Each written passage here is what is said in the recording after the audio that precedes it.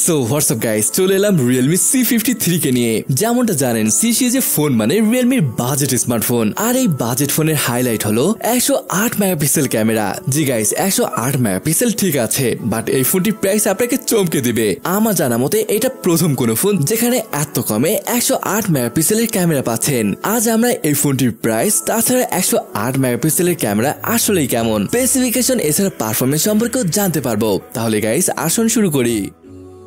তো এখানে যে ফোনটি দেখতে পাচ্ছেন এটি মূলত Realme C53, যেটা ডিজাইন যাকে বলে একদম 14 Pro Max এর মতন করা হয়েছে। হ্যাঁ, দেখতে অবশ্যই বেশ ভালোই লাগছে। বক্সি শেপের এই ফোনটিতে পেয়ে যাবেন দুইটি কালার অপশন, এক তো ব্ল্যাক আর এটি চ্যাম্পিয়ন গোল্ড, যার উপরের অংশ গোল্ড হলেও নিচে কিন্তু অন্য কালার ইউজ করা হয়েছে। তবে এখানে মজার ব্যাপার হলো, আপনি যদি কেস ইউজ করেন তাহলে এটা বোঝার উপায় নেই যে এটা রিয়েলমির কোনো ফোন, একদম iPhone 14 Pro Max এর মতো লাগবে। যাই হোক, এর ব্যাক প্যানেল এবং ফ্রেম প্লাস্টিকের। যদি পোর্টস এন্ড বাটন নিয়ে কথা বলি তো রাইট সাইডে পাচ্ছি পাওয়ার বাটন, যেটা আবার ফিঙ্গারপ্রিন্ট সেন্সরও। এর উপরেই থাকছে ভলিউম বাটন। উপরের দিকটা একদম ক্লিন। লেফট সাইডে সিম ট্রে পাবেন, যেখানে আবার ডুয়েল সিম কার্ড সাথে ডেডিকেটেড মাইক্রো এসডি কার্ডের সুবিধা রয়েছে। নিচে পাচ্ছেন headphone Jack, microphone, USB-C port এবং স্পিকার গ্রিল। পিছনে এখানে দেখতে পাচ্ছেন ট্রিপল ক্যামেরা সেটআপ। বাট মজার ব্যাপার হলো, এখানে ট্রিপল মনে হলো এখানে ডুয়েল ক্যামেরা সেটআপ রয়েছে, যার মেইন হাইলাইট হলো এর 108 মেগাপিক্সেলের সেন্সরটি। এই সেন্সরটি স্যামসাং এর HM6 সেন্সর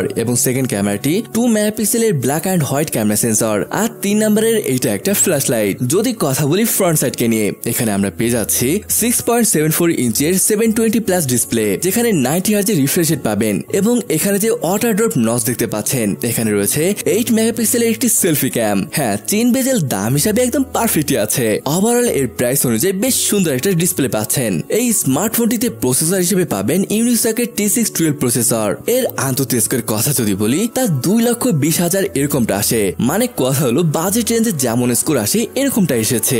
এই ফোনটিতে রয়েছে এক অদ্ভুত ধরনের স্টোরেজ অপশন। দেখুন, ফোনটি দুইটি স্টোরেজ অপশনে পেয়ে যাবেন। একটা 4GB র্যামের সাথে 128GB স্টোরেজ, অন্যদিকে 6GB র্যামের সাথে পাচ্ছেন 64GB স্টোরেজ।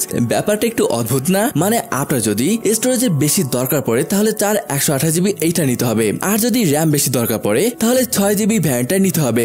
সত্যি বেশ অদ্ভুত। এই ব্যাপারটা আপনার কাছে কেমন লেগেছে তা কমেন্ট করে জানাতে পারেন। হ্যাঁ, এই ফোন দিয়ে নরমাল মানে একদম হালকা পাতলা গেমিং আর মোটামুটি ইউজ করলে তেমন একটা প্রবলেম হবে বলে মনে হয় না। এখানে পেয়ে যাচ্ছে 5000 mAh একটি ব্যাটারি, সাথে আবার থাকছে 18 ওয়াটের ফাস্ট চার্জার। এখন যদি বলি ফটো কোয়ালিটির কথা, দেখুন এখানে তো 108 মেগাপিক্সেলের ক্যামেরা পাচ্ছেন, যেটা আপনাকে বেশ দারুণ ছবি দিবে যদি আপনি প্রাইসের কথা একটু মাথায় রাখেন।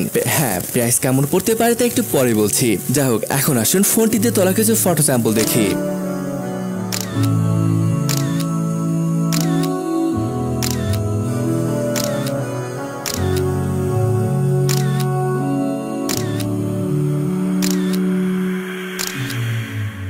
চলুন দেখি ফোনটির প্রাইস কেমন পড়তে পারে। ফোনটি ইন্ডিয়ায় 4 128GB ভ্যারিয়েন্টের প্রাইস পড়বে 9,999 টাকা, আর 664GB ভ্যারিয়েন্টের প্রাইস পড়বে 10,999 টাকা। আর এই প্রাইস যদি টাকায় কনভার্ট করি তাহলে এটার প্রাইস 13 থেকে 14,000 এরকমটা পড়তে পারে। তবে এটা সত্য যে এটা যদি দেশে আসে আরো 1 থেকে 2,000 টাকা বেশি দিতে হতে পারে। অলরাইট ফ্রেন্ডস, এই ছিল iPhone 14 বা Realme C53। ও হ্যাঁ, এখানে কিন্তু সেই ডাইনামিক আইল্যান্ডও থাকছে, যেহেতু এটা ওয়াটার ড্রপ পাঞ্চল, তাই একটু অদ্ভুত দেখাচ্ছে। তো এখন বলুন, এইরকম প্রাইসে এই ফোনটি আপনার কাছে কেমন লেগেছে? তাহলে বন্ধুরা, Realme C53 এর ভিডিওটি এখানেই শেষ করছি।